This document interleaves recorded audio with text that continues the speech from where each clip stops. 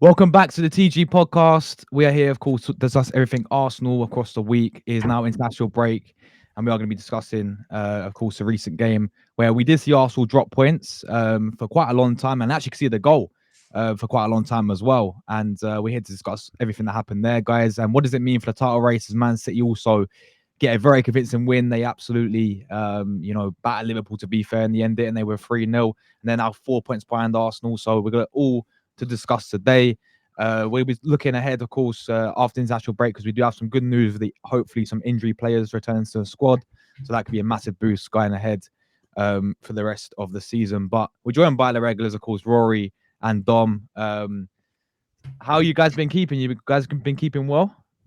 Well, I was good up until the point Dom started talking about balls backstage. Oh, here we go. You brought it up, Ray. Well, you brought it up. That was you! I meant on the stream. I obviously brought it up previously. Come on, oh my days. Oh, But yeah, I'm good apart from that. I'll tell you what, that ball was not going in the net, even if I had to put my balls on the line. I tell you, that clean sheet was coming. Unfortunately, we conceded a few minutes later, but never mind. There we go, guys. But yeah, Dom, how you been keeping, mate? You been well? Yes, mate. I think that's the best start we've had to a pod in a while. Yes. You guys are lucky. You guys didn't see the about 50 retakes that we had to do before this. I decided I was going to cock about, pun intended, deliberately every time Josh started it, just to see who I could make laugh. The last one, I think we were all in hysterics to the point I had a coughing fit and couldn't breathe. Yeah. I mean, if you're on this channel, guys, we don't obviously talk about this on a regular basis, by the way, about balls and all that.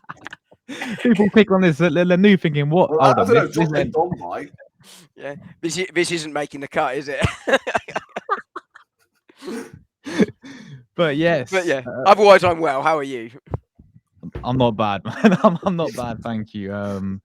Of course, we're gonna talk about the game against Sunderland.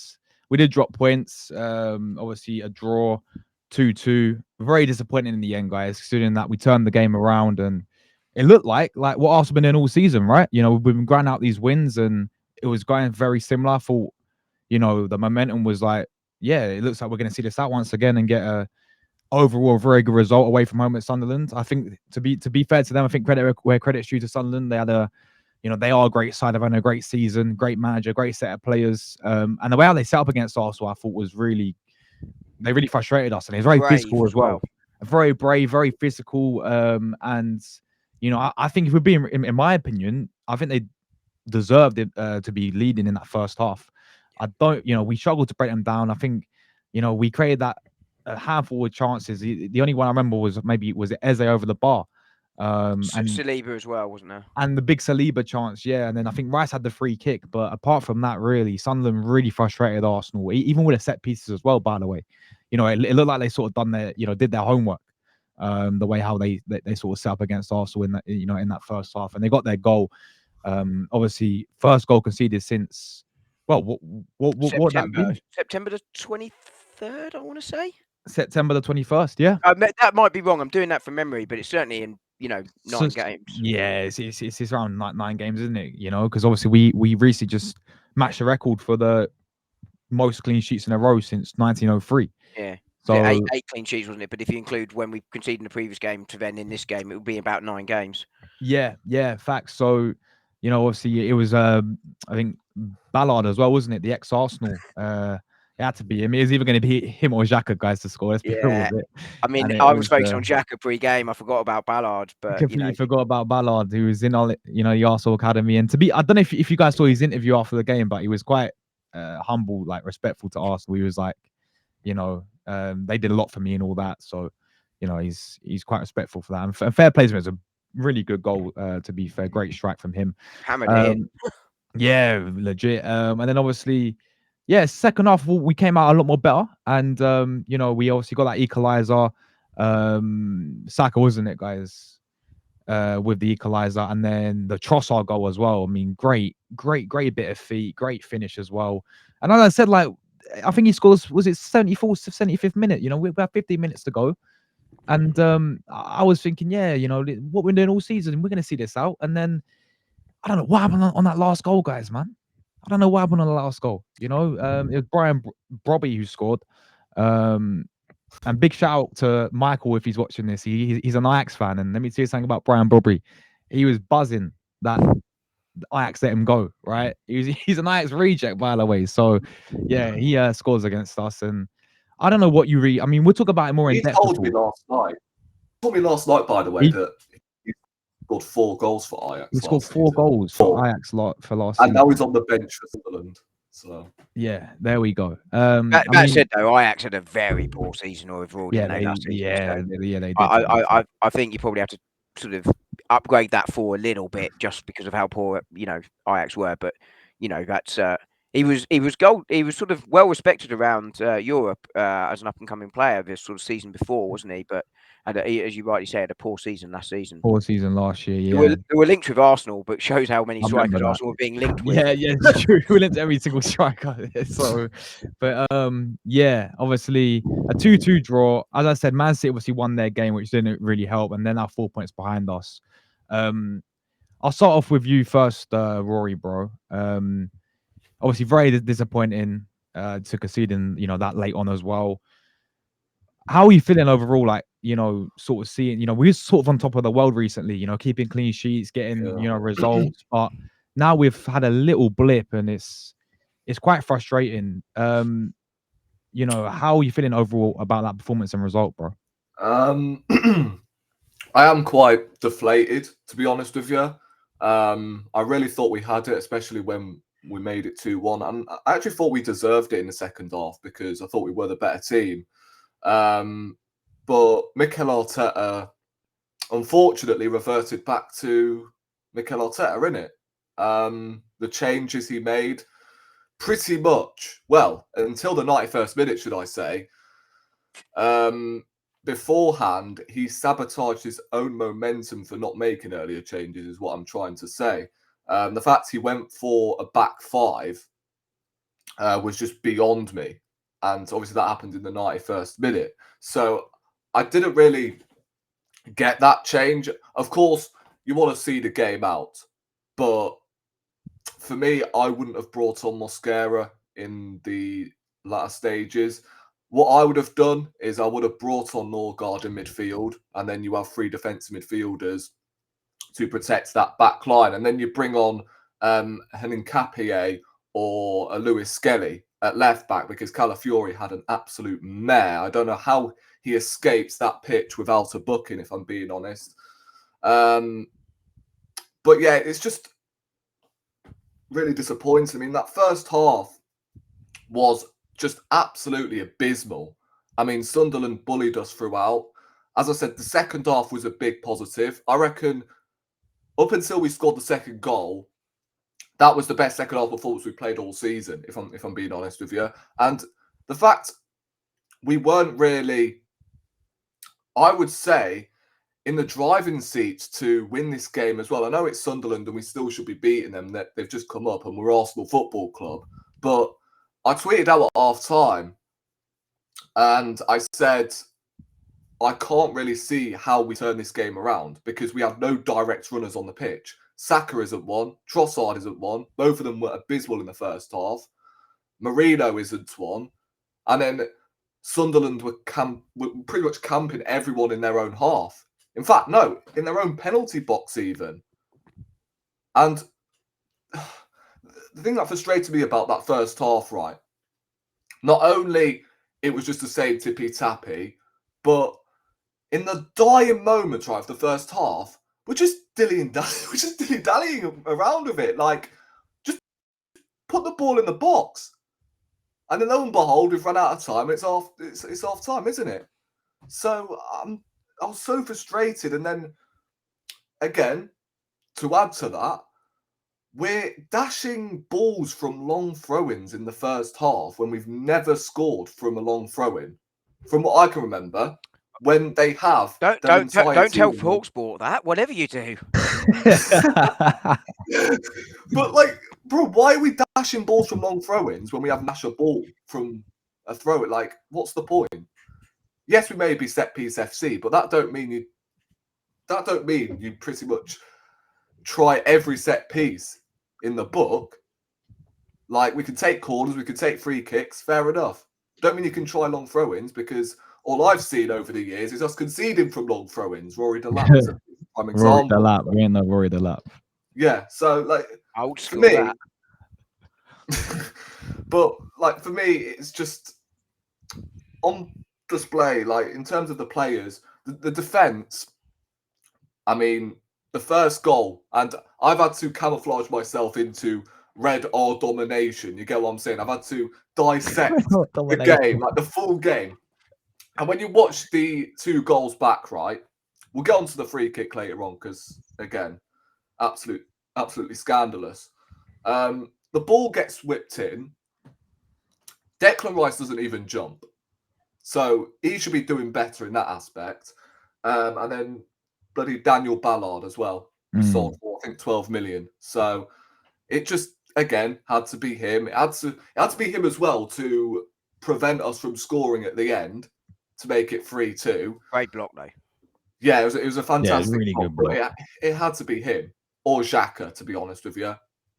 And then you look at the second goal, and look, Raya for me is to blame for the goal. I don't know, like, why he decided to intend in catching the ball instead of punching it, because he was perfectly in line to just punch it away, but the guy decides to catch it instead, which he failed miserably. And Gabriel was too weak as well. Of all players, getting bullied by Don Robbie, that can't be. Sorry, that can't be right. The guy, as I said earlier, he scored 4 goals for Ajax last season, and he's pretty much currently Sunderland's backup striker. So that can't be happening, especially when we've got the best defence in the league. But before that, the ball shouldn't have ended up in that position in the first place. The fact Daniel Ballard, who funny enough got the assist as well, how was he able to head that back in front of goal? I just don't get it. But then you see Zubimendi and in fact, no. Before that, Marino makes a pathetic attempt to lead our press. The ball gets whipped in. We have Zubimendi marking Ballard. Now, I'm not saying Zubimendi is awful in the air, but come on. Zubimendi against, I don't know if right? Saliba jump either. And I don't know why he doesn't. When, again, he was perfectly in distance with the ball. So I don't get why Saliba didn't jump, and neither did Rice for that, well, for both goals. So we basically conceded through 2 flick-ons. These crosses should be our bread and butter, because Mikel Arteta has spent 5 years bringing in dual monsters, and we conceded from 2 flick-ons. So that needs to be erased from our game. In terms of the players, I thought Raya up until the point he had that brain fart was solid. The defense, again, less of the better about, you know. I mean, Timber was okay. Saliba, Gabriel, it's just one of them days. Calafiori had, again, a mare. I thought Zubimendi was really good throughout the game, along with Rice. I thought second half he was excellent. And if it wasn't for him, we would have actually, we would have scored. Sorry, we wouldn't have scored. And then Eze again, I don't know. We've just got to see a little bit more from him. I mean, he's not playing badly, but we're just not seeing a whole lot from Eze at this moment in time. Saka, as I said, abysmal in the first half, more in the second. Same with Trossard. And then Marino. Yeah, I don't know what to say about Marino. Like, I've never seen a player every single time he has a slight touch from the opponent, he just falls to the floor.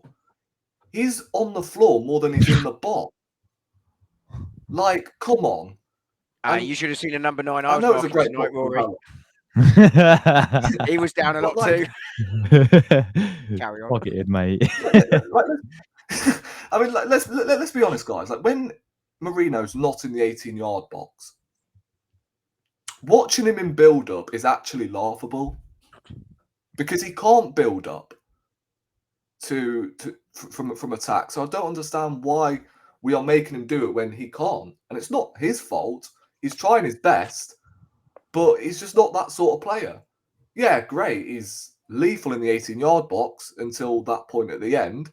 But like again, for me, to all those who wanted Marino to start over Gyökeres have got one hell of a reality check after that, because for me, Gyökeres is, I mean, he would have been perfect for that game, 100%. I'm not saying we would have won, but I think Gyökeres would have definitely brought something different, especially in that first half. And we may have unlocked Sunderland. We may have been going into half-time 1-1. I don't know if Gyökeres was playing. But for me, like with Marino, yes, he's done okay up front, but I just see this as a failure of a signing. Because what we bought him in for, we bought him to play midfield, but it's better up front. Like, let's say I bought a laptop and, for instance, you know, I bought it for work, right? But it's better as a gaming PC than it is for work. So do you think I'm getting a refund because, you know, I bought it for work, but really it's better for gaming instead? Of course I'm going to take that refund. So for me, I don't know. think, Sounds like a good day at work. or you could just do it vice versa. You could do it vice versa if you wish. But another thing I want to mention, and I'm not blaming this or blaming him for the draw, because look, we sabotaged ourselves. Arteta sabotaged himself by not making changes early enough. Yes, you had no seniors on the bench, but you had players on there that can see out the game. If you're going to bring off an attacking midfielder, at least replace him with another midfielder. Why bring on another defender because you're inviting more pressure? But yes, like, bro, we can talk about how diabolical that referee was at the weekend. And again, I don't like speaking on referees. I don't promote violence, but my God, But I'm gonna. I could wring his neck. He was that bad, bro. I think you guys would agree with me. He was so bad at the weekend. I hope he woke up with a fucking hangover. I hope he had a shit morning, a shit day. Because he is one hell of a monumental bellend. That was never in a million years a free kick on, I don't even know who it was, but Zubimendi got penalised. Never a free kick. But like I said, referees not to blame. We shot ourselves in the foot by drawing that game. However, you know, the referee, that's an issue with him. That's a separate thing because he was absolutely dreadful. So, yeah, I'm really annoyed. Now what we have to do is we can't follow this defeat onto, not defeat, but we can't follow this result. Yeah, we can't follow this result onto Tottenham, for instance, in 2 weeks' time. Because what Arsenal do, and what we did a lot last season, we would drop points, and then in the following game, we would drop points again. And in the following game, and then we can't afford that. Because Man City, again, they're in a situation, and it's bloody November, for God's sake, where they're going to be smelling blood. They're 4 points behind us. So we can't afford no more slip-ups from now until the end of the year. We've got to win every single game, if possible. And right now, I'm not panicking whatsoever. I think the overreaction amongst the fan base is just mental. I mean, we've kept 10 clean sheets in 11 games. We've won 8 of our last 9 games. We're unbeaten in 11. Why are most of this fan base overreacting, going over the top, Like, fair enough, be worried. You have every right to be. But don't start embarrassing yourselves in front of cameras saying, well, this player's shit now, manager's shit, we're in trouble. Like, we're still top of the league, 4 points clear. If we start dropping points from now, then yeah, you can go back to this game in particular. And, you know, it was always going to be a banana skin. Like, these bloody promoted sides, they've not really been nice for Arsenal. So, like, if we again, as I said, win all of our games from now to the end of the year, then we should be fine. And this result means nothing. Obviously, not just from now to the end of the year. We've got to keep this consistency going from now until the end of the season if we want to win the league. But right now, we need to gain some damn distance up until Christmas away from Manchester City, because Man City will have games like this as well. So it's frustrating. I just think, yes, criticise the performance, criticise players, but don't start coming on and overreacting like certain fans do, because it's just pointless. Start doing it. On the plus side, though, Rory, I can sing a song about them now, which is, it's been 9 days since you messaged me. Cocked your head to the side and said, Arteta makes me angry. But yeah, like I said, like save it until if we drop points in these next few games, right? Not now when we're still somewhat in a decent place, and you know we still, although it should be 15 out of 15 from our last how many games we played? Yeah, 5 generally if you're looking for 15 points. Yeah, I predicted 15 out of 15, but 13 out of 15 isn't too bad. But again, it really should have been all like W's pretty much. But yeah, it's a shame really. But we just got to move on from this. So yeah, no, a lot said. You know, very well said there, man. There's a lot of points there which, to be honest, I thought was spot on. But Dom, obviously, how do you look at it? Like, sort of what Rory ended with there. Like, do you think a lot of people are overreacting over one result? You know, considering that we're still top of the league. I know we've been here before, where we've been in this position, top of the league. I know even like sooner we've been Christmas and top of the league, and then it gets April time, all comes crashing down. But it is, just one result and disappointing conceding in the last minute. But I want to bring up your point you made, I think, the last podcast about even when we conceded a goal, for example, what would that do momentum and mentally wise for these types of players? Do you think this result could like affect us? So I think on the conceding of the goal, my worry was that we conceded again quickly because the opposition would get their tail up, and in some aspects they did. But Sunderland were, playing very well, as Rory sort of said in the first half, and you alluded to sort of in the intro. Sunderland played very, very well. They were brave, they were compact, they did everything, that they could. They wanted this win. It's the first time a big side had come to a stadium like since they were back promoted. The atmosphere was buzzing, but it could very easily have led to a second goal being conceded instantly, but it didn't. So actually Arsenal weathered that quite well mentally, and I think that was quite encouraging. Obviously, we conceded a second goal, but that was much later. But in terms of the sort of reaction, I mean, it's not a surprise, right? Everyone wants it desperately, whether, you're an Arteta. We've gone from balls to tits. Whether you're an Arteta in or an Arteta outer, it's a disappointing one because of the way we lost the game. When you're winning in the 90th minute, you're on such a good run of form, everything's feeling great, and you want to get those 3 points. That would have been huge. Puts a pressure on Liverpool and City. You've turned it around, having not played well in the first half. It's massive. So it feels massively disappointing without question. But, I think Rory's right on the overreaction. It's one game. You start to worry, I think, when you start to see a 2, 3, 4 game spell. And that will probably happen at some point. I don't think it will happen to the extent it's happened for Liverpool recently. I think there is a structural problem there that I don't see at Arsenal. I think there is a fundamental difference. I talked about the sexy window versus the pragmatic one. Now, I thought the pragmatic one pre-season was going to be the right one, but not to the level it's happened to be perfectly blunt, at Liverpool. So I think you sort of need to see what happens over a few games. But that nervousness does creep in because we all want to win a trophy. It's been so long. And therefore, when you know what Pep Guardiola can do, it's obviously something that I can understand is on people's mind.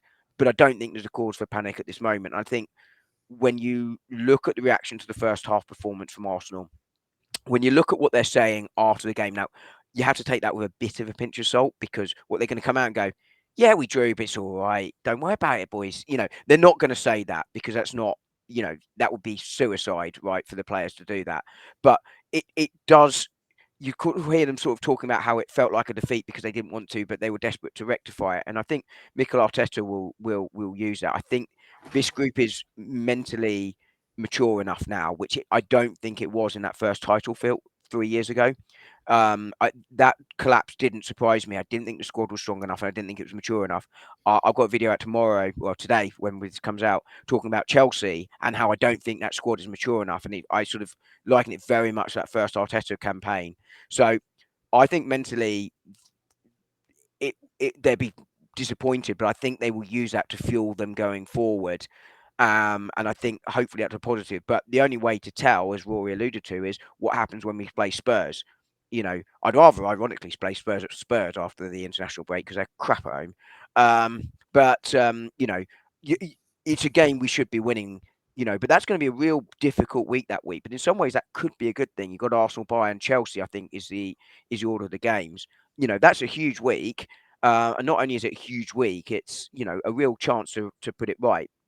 So I'm not worried. I still, think this will happen. We saw City lose to Villa. Teams lose. Good teams lose to bad teams. It's why, to use our cliche, it's why you play the games. But it has happened in the Premier League, and it happens far more often in the Premier League and Serie A than it does in the other sort of top 5 leagues, in my view. And you'd know better, Josh, about Serie A. But we will see. I think just in terms of the game itself, I thought that first half looked really tired. The players looked like they had a lot of minutes in the legs and a lot of travel. And Sunderland, with the week's rest, looked really fresh.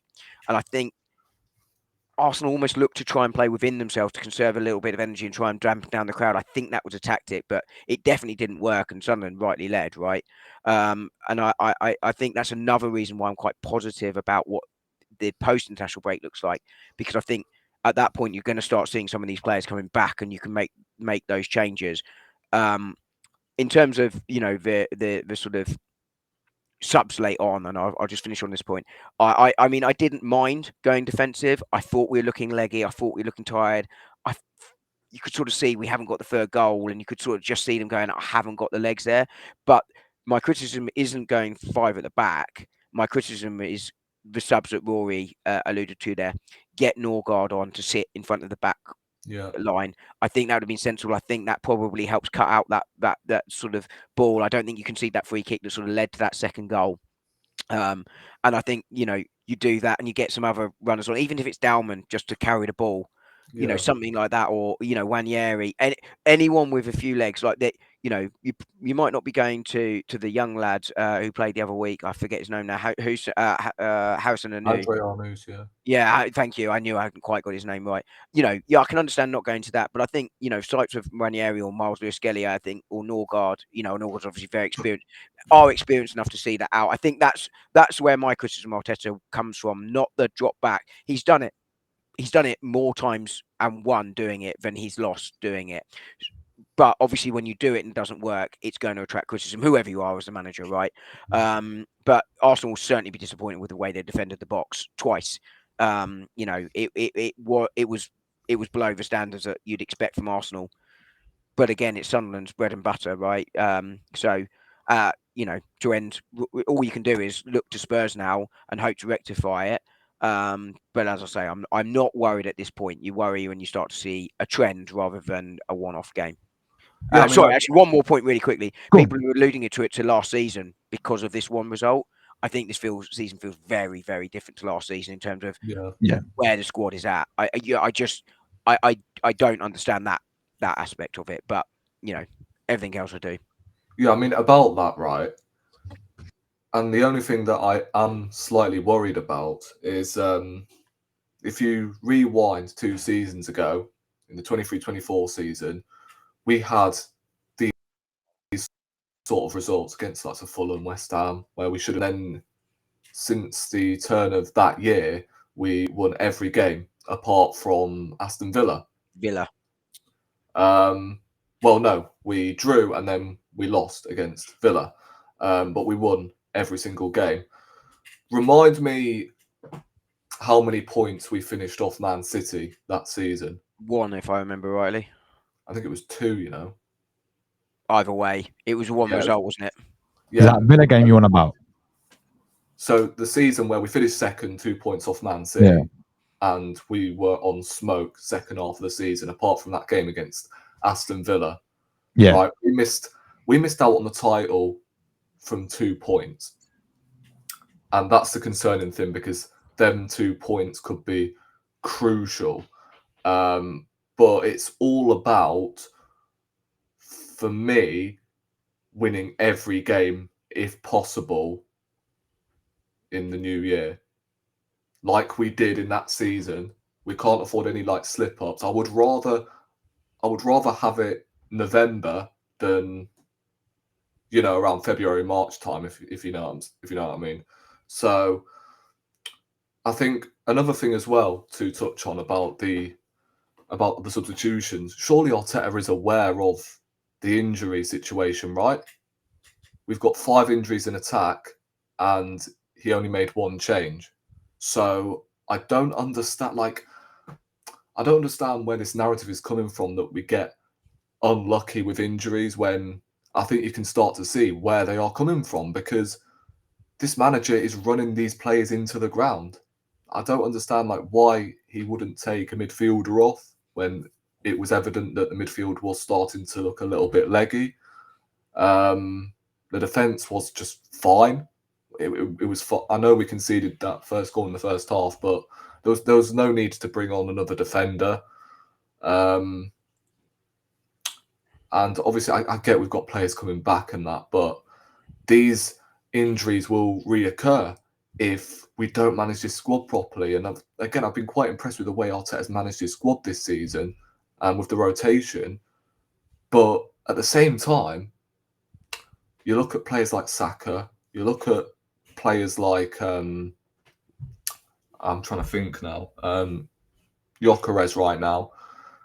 You look at Gabriel Jesus. I'm looking at it like, hold on a minute. Why is it that players, every time they're in good form, they get injured? That's my question. Because well, go on. Sorry, I was going to answer your question, but carry on. Yeah, this situation happened last season, didn't it? So, like, you look at Jesus, he was in form. ACL. Madueke, he was in good form. He went down injured. Gyökeres, he was starting to find goal scoring form. 3 goals in his last 3 games, and he gets injured. So, like, I've thought this whole time, for a long time, in fact, that I think this is more of an Arteta issue and, you know, the training methods than it is being, you know, unlucky for me. I don't think it's anything to do with the fact they're just dropping like flies because they're just pulling up and what. I mean, when Tottenham had these injuries last season, Spurs fans were pretty much acknowledging the fact Postecoglou in this high line last season was the sole reason why they were conceding so many goals and why they had so many injuries. But when it's Arsenal, the narrative changes. It's like, well, look at how many injuries he's had to deal with. So we've got to look at the manager and his training methods here. And even his in-game management and his late substitutions. Like, why is he taking so long to bring on changes is my question. And if every press conference, if he's moaning about the fact we've got injuries, then surely you've got to manage your squad better than you are at the moment, especially at the weekend as well, when you had players on the bench that you could easily change. Yes, I know you didn't have attackers still, but again, like, you still had midfielders, you still had Hincapié, Lewis Skelly to bring into the game. why didn't you make them changes when they were necessary? That's what I don't get. But go on, Dom, you can answer the question. No, I was going to say, I mean, I don't totally disagree, but I disagree to quite a bit. So I think when you have games like Saturday, I called it Sunday the other day, but it was definitely Saturday. Then I think it does build into that, and he doesn't help himself in games like that. Like undoubtedly for me, we should have been making. I would have made a sub around of 75 minute, but having just scored, I get why you hold that. But I don't think you hold that to the 90th minute and make just one change. That midfield, I know you got your primary two out there, and I can understand why as a manager you want to keep your best two in there. But they were looking leggy, and it like I say, it was crying out for Norgard. Is Norgard a better player than those two players? No, but I think for game state, he would have done. I think in terms of the injuries, though, obviously we're not privy to what happens at the training, but I look at it all round, and I don't think that the sort of stats and the facts sort of match the narrative for me. So I think if I look at, let's take this season for example, I think Arsenal have generally been unlucky with injuries because a lot of these injuries have been impact injuries. They have been an unfortunate collision. Martin Odegaard, the obvious example, but Kai Havertz got a kick just before he did his knee. He's also coming off a serious injury as well. That doesn't help.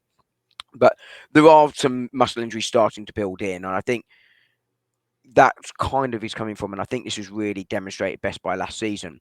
And Jurgen Klopp spoke about this as well when it happened similarly to Liverpool a few years ago.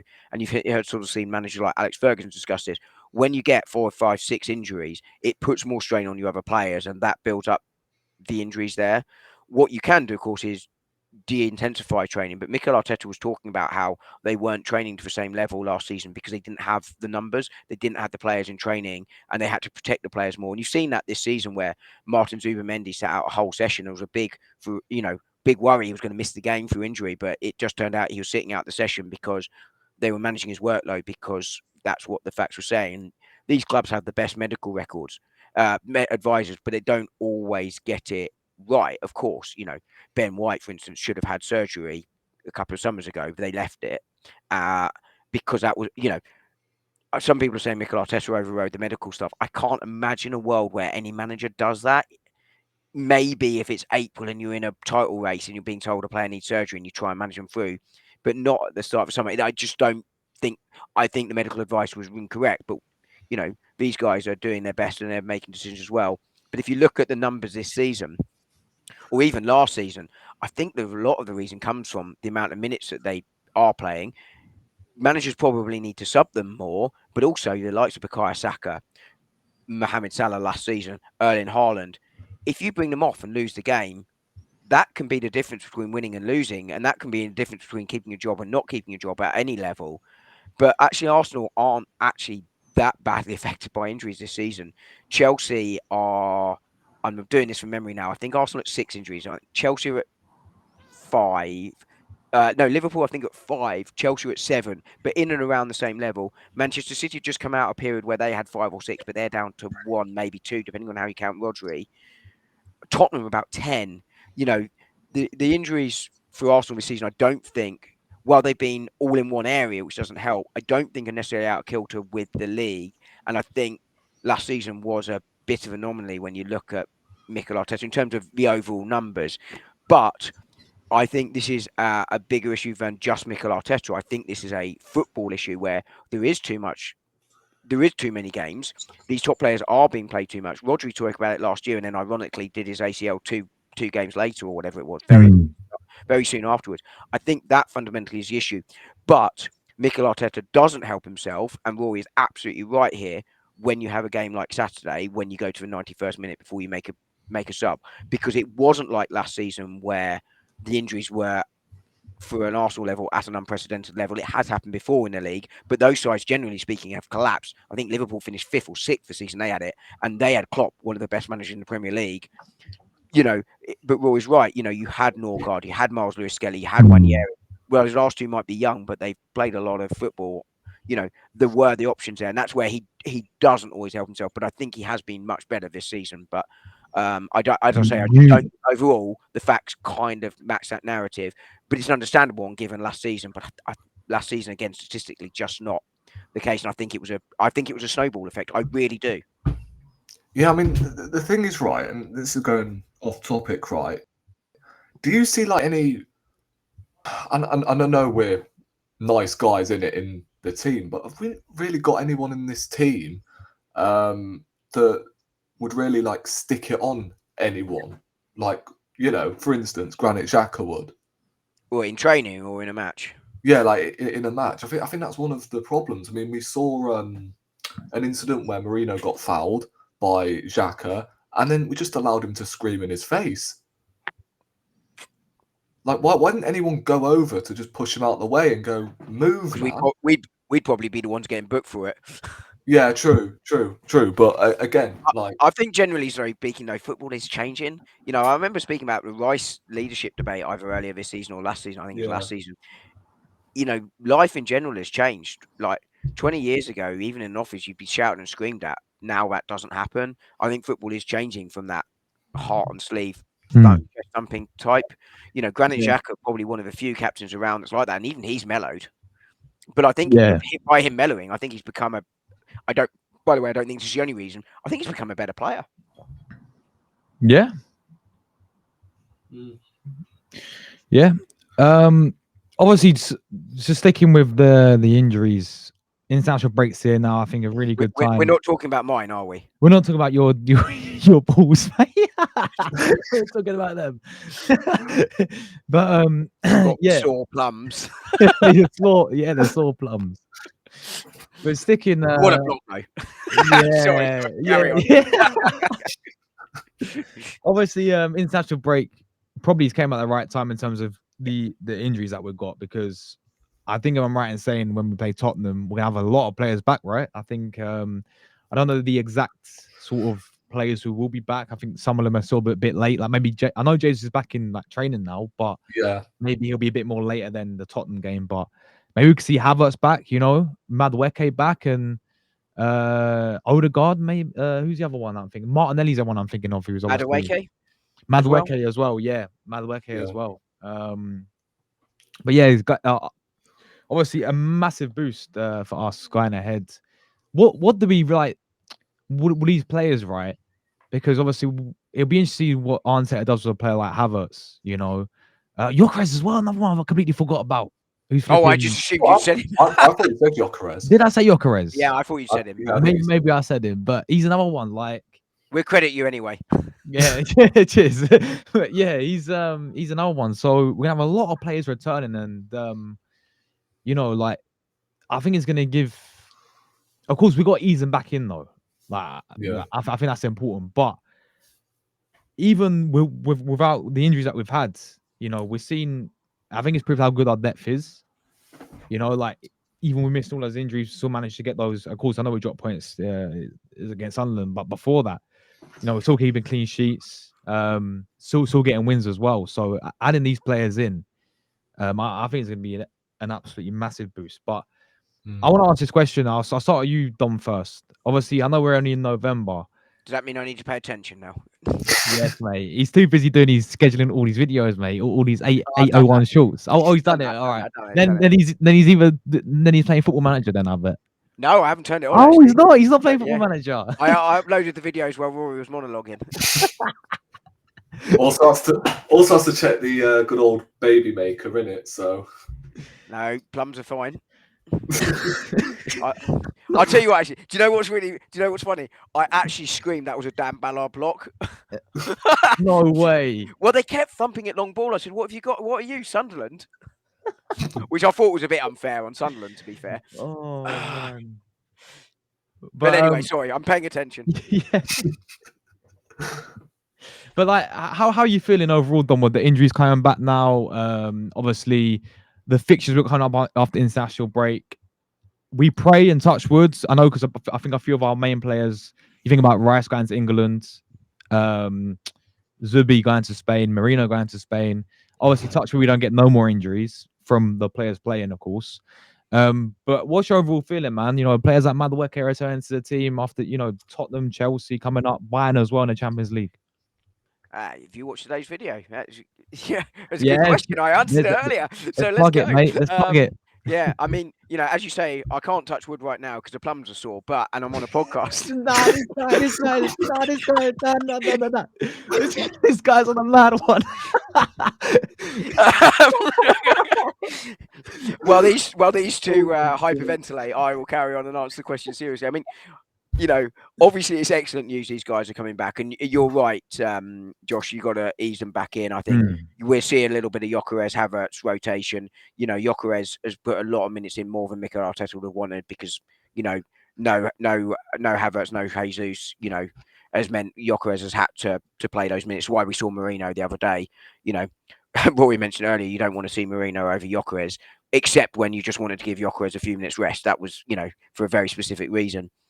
But Arsenal's options going forward will be much better. I think it might the difficulty is going to be disrupting the rhythm a little bit. But that's what I think that adjustment period can be quite quick. I wouldn't be shocked to see with the exchange of Gyökeres or Havertz coming back in. I wouldn't be shocked to see Havertz start against Bayern, for instance. To try and pull their two centre backs out a little bit and then have Gyökeres run at them late. But I could see that sort of being the only real change to the side that started at Sunderland. Sort of for those 3 games, I think it'll be a fairly consistent side with subs coming on maybe a little bit earlier, because you've got the game changers off the bench, the old finishers off the bench, with maybe the odd little change in there. But that will really help Arsenal, though. It gives them those ability to make those changes, change the game, or see out the game depending on how the game's going, and get fresh legs on and get minutes back in. So I think that's what we'll see going back. But I think it's one of those reasons that gives me a lot of hope that Arsenal will still go on and win things this year. But I mean, as you rightly say, you've got to hope that these guys come back from the international break. We got lucky in the last one, and it is luck, because you have no control over how they train, how many minutes they play, what happens in these games. And the top players are often playing against sides of less ability, and therefore I think they're more likely to get a kick, because players going to come in late or just get frustrated, and that always concerns me. And I say, Arsenal can't stop the players going. If the players want to go and the international team wants to call them up, and I'm quite glad that Graham Potter didn't call up Victor Gyökeres, for instance, accepted he was injured and didn't do it. But if they want to, there's nothing Arsenal can do to stop them. You can try and influence it, but you can't physically stop them. It's not in the rules. You can pull all the dirty tricks like Ferguson used to do, but that's what got the rules tightened in the first place. But the thing they can do is sort of up the intensity for these guys coming back from training, with those sports scientists we were talking about earlier. But I was wondering whether Arsenal try and get a friendly during this international break. Someone to get like Watford, or maybe. Or even against the under-23s, get a friendly for the under-23s, and, get Havertz in, get Madueke in, even if it's 45, 50 minutes, 60 minutes, whatever the sort of sports scientists recommend, just to get some minutes in them, so they're not totally cold. Because there's a big difference between training, however high the intensity, in a match. And there's still a difference between a friendly at that level and a match, of course. But I just think that might be a good way to sort of look and try and build those minutes. So, but the future's bright. The future's no longer orange. They got taken over, but hopefully it's red and white. I'm showing my age here. You two don't know what I'm talking about, but that was funny for an older guy. No clue. But yeah, Rory, what's your how are you feeling with, obviously, like all the injuries coming back? Havertz, Jesus as well will be an interesting one to see if he's actually still part of Arteta's plans, really, right? Sorry, really quickly, do you think he'll come back before December or not, Jesus? Because I think Jesus is coming back for Christmas. Good one, mate. Good one. I mean, that wasn't pre-planned either. I genuinely wasn't pre-planned. Oh my days! Well, with Jesus, I think to be fair, I did say in the last podcast that I think he may be back around December time, perhaps the Crystal Palace game. He'll be back for Christmas. But like it's a huge boost, obviously. But I was going to bring up the fact: who are we kidding? Like, with players we've currently got, and the fact right now, with the luck we've had during the international. Out now, my funk. So, brother, sorry, carry on. I actually didn't realise I said that out loud. Oh my god.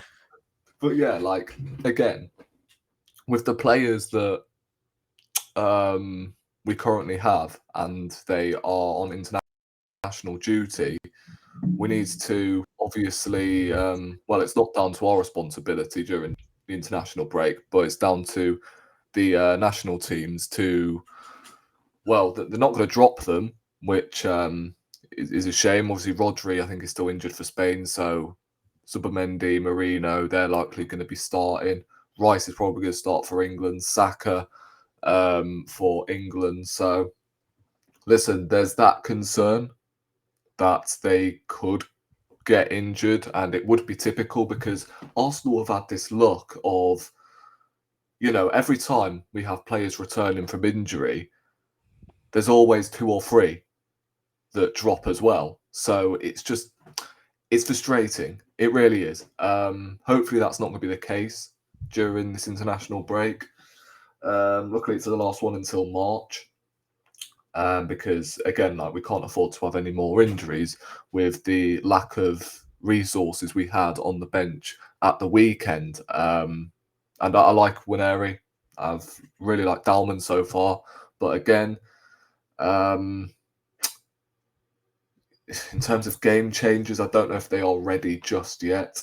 If I'm being real with you, but obviously Madueke coming back is huge because like we can then afford to rest Saka if we need to. It'll be important to have him in the Carabao Cup against Palace, and then have Saka coming off the bench, which is what we missed, I believe, when we played Port Vale in the League Cup.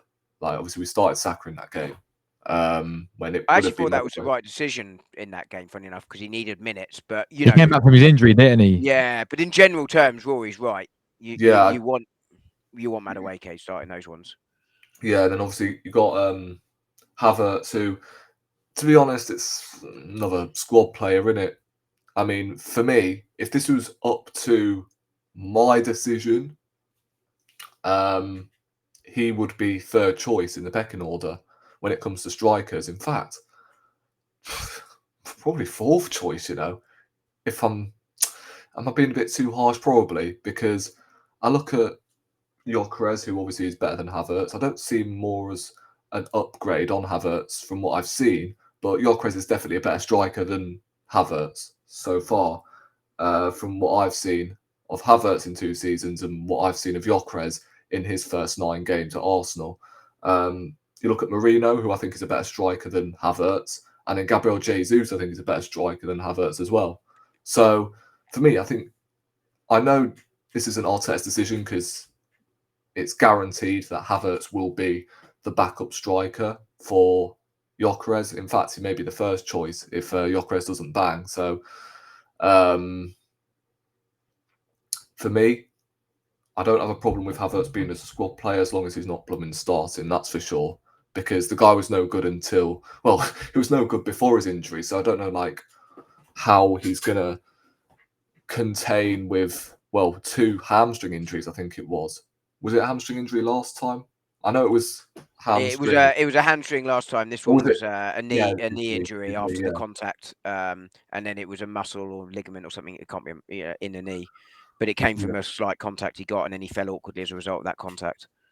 Yeah. So, and then Odegaard as well. Like before his injury, he was playing quite well.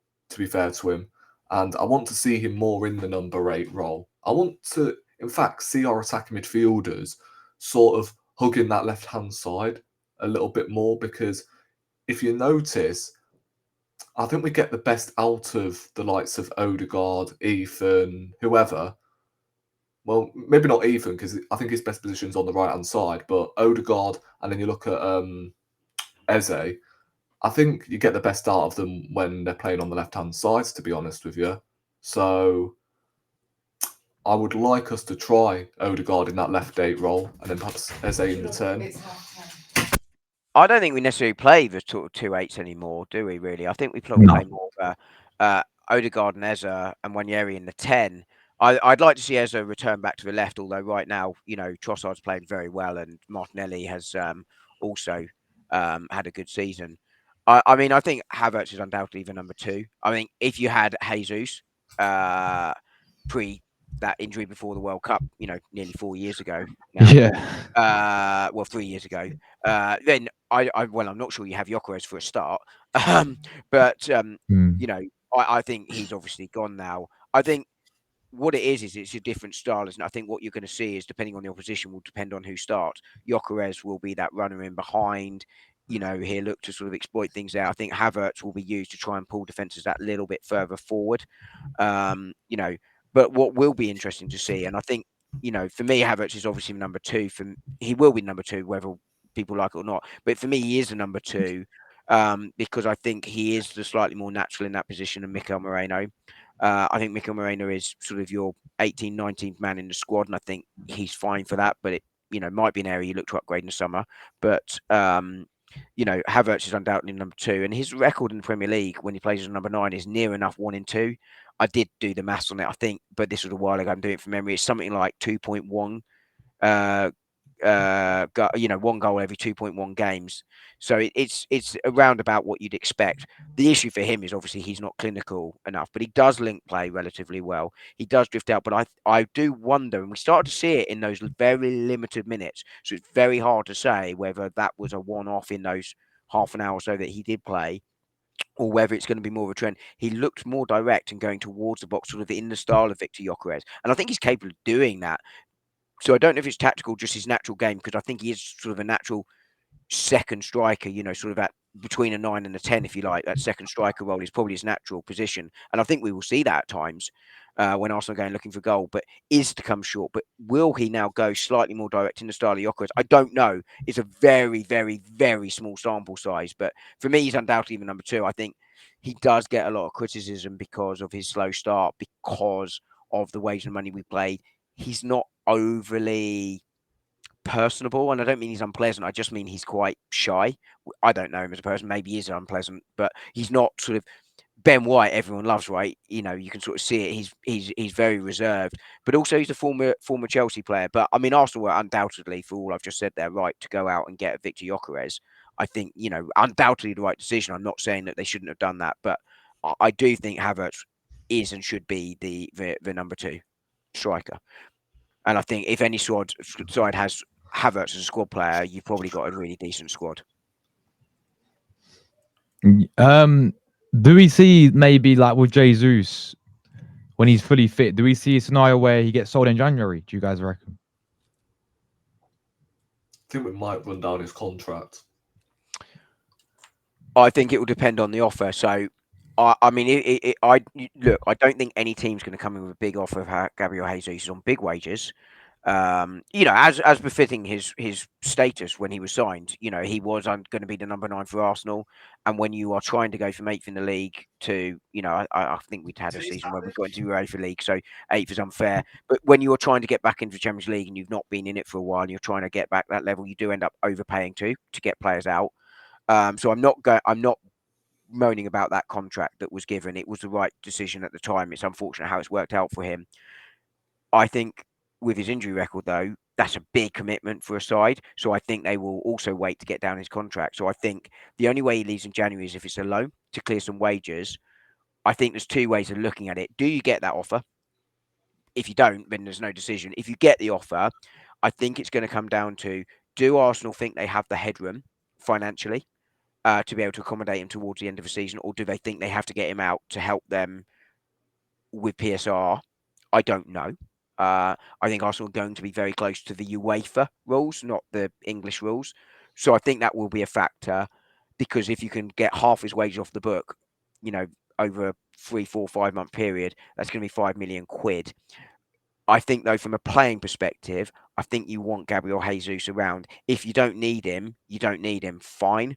But Gabriel Jesus can play on the right wing. He can play on the left wing. He can play as a striker. He can come on and change a game. And you're not going to get that much money from him. You're going to, get £5 million, maybe 10 tops. I think you'd start to have a conversation around 10, maybe. But he could, and it is a could, be the difference between winning the trophy at the end of the season and not. So I think you probably do keep him unless someone wants to come and put good money on and say we're taking all his wages and here's 10 million quid. Yeah. Then I think Arsenal would have to start looking at it seriously. But I don't Yeah. know what you two think.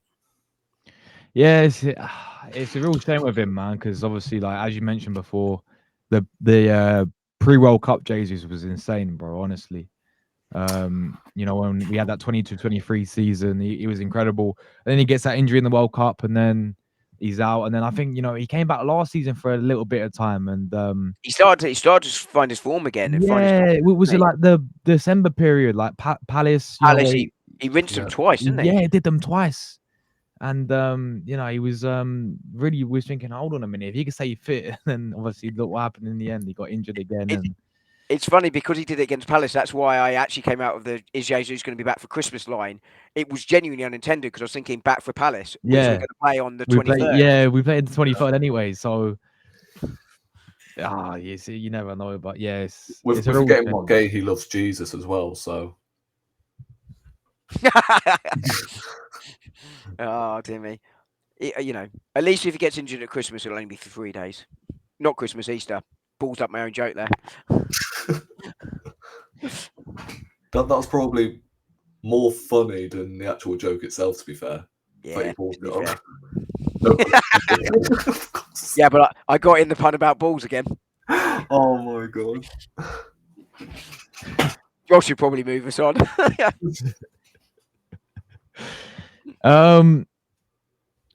Well, I mean, I think we covered everything, ain't we? I think we covered everything. I don't, because obviously now it's international break, so usually we would preview like a next game, like Derby, but it's quite far away, isn't it? So hopefully throughout these weeks, as I said, we'll know more about the injury, players returning from injury, so then we can give a decent lineup. But I think what we might do is we'll do a podcast, because is it 2 week international break, isn't it? Yeah, pretty much. Yeah, it's week on Saturday, next games. I mean, we play on the Sunday against Spurs, but we play on the Sunday. Yeah, so we have it's still an international break next Monday, isn't it? When we usually record these. Yes. So we'll do one next Monday, and we'll do a preview to the Tottenham game. Because that'd be decent, man. I might see Rory. I might see if I can ask you. You know Robbie, don't you? Yeah. Tottenham fan. Yeah, I'll get him on. He's the only Tottenham fan I know. Yeah, that's actually quite, not sound. Not a wanker. Yeah, I know a Tottenham fan. I think there was someone else as well that isn't. I've forgotten his name. I've got one as well. If not, I've had him on the channel before. I don't think you have, but I think there's another Spurs fan that I don't mind. Don't mind. Is that as good as it gets? I don't mind. Yeah. Is it Mr. Potato Head? Nah. I've actually forgotten his name. Rory's making great podcast material. This. Oh God. What is his name? On to Mark Gay here again. Yeah, it's good to be left in mind, but you forgot. Yeah, but I think that's everything in it, guys. Unless I'm pretty sure that's it. Yeah, I mean that's where we are, and hey, 2 weeks of trying to find something to talk about, right? Yeah, because England is so entertaining because it's just so one-sided. Right, that's not a dig at Tuchel, by the way. It's just so big mismatches, aren't they? England have already qualified months ago. Why not call up the under-21s, isn't it? Well, that's the thing that annoys me about, if Rice and Saka play significant minutes, maybe I can understand Saka because Tuchel hasn't got to see him too much because of the injuries. But, what are you going to learn? Exactly. And it's like, minutes together. They're not going to play again till March. Yeah. The thing is, right, England haven't really got their best 11 yet. I've been okay with the way England have actually played lately, I would say, the past 2 international breaks. But it's just not really found our best 11 yet. That's the problem. He's not had it available either. Yeah. Not really seen our chat earlier about the number of minutes and players being available. They're just not, across the board. Mm. But yeah, there we go, guys. You can catch Dom on 801 Daily Shorts, right, Dom? He's got them all prepared for international Next 2 break. days are pre-prepared. Oh, Yeah, next 2 days, there we go. yeah. 2 Make, videos recorded today. make sure you guys description. How many subs you on now, Dom?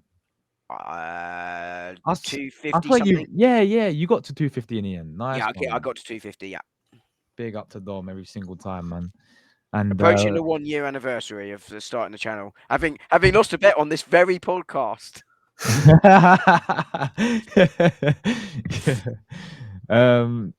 Rory, bro, have you got anything coming up? You want to shout out anything? I ain't got a clue. I might do a show tomorrow actually. If any of you guys are available tomorrow, I could do a show Tuesday, 7 p.m. If you're not available. Yeah. I'll put a poll in the group chat anyway. I might invite someone else on as well. Might message them privately. But yeah. Apart from that, I don't really know like what else to film. Really, it's international break, just dead international break content. That's what it is. Could do another quiz, maybe. Oh yeah, but But the thing is, I've already done one, so like Tom will have to host it. Yeah, true. Tom always loses. That's the thing. So he needs to just take a step back and sort of just be the hosting guy for now. Yeah. Yeah, but if it's a geography round, we could get the answers right.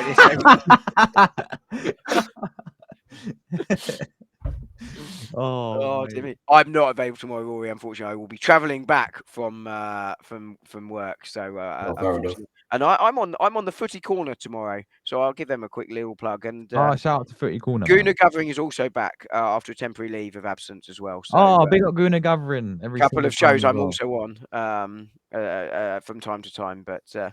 Yeah, I'll be. Unfortunately, Rory, apologies. I will be travelling back from London at that time tomorrow. Yeah, that's fine. I will tune in from the train though if you're live. Yeah, love that. Yeah, shout out Gunnar Gathering, shout out Footy Corner as well. By the way, 2 great channels there as well. But yeah, big up everyone as always. We'll be back with this podcast next Monday, where we'll be looking ahead to the big North London derby. But yeah, make sure you guys leave your thoughts down below. As always, and in the description, you'll find where you can find everyone. And as always, come on, you Gunners. And we'll catch you guys soon. Take care. Enjoy the international break as best as you can. I want to see you guys soon.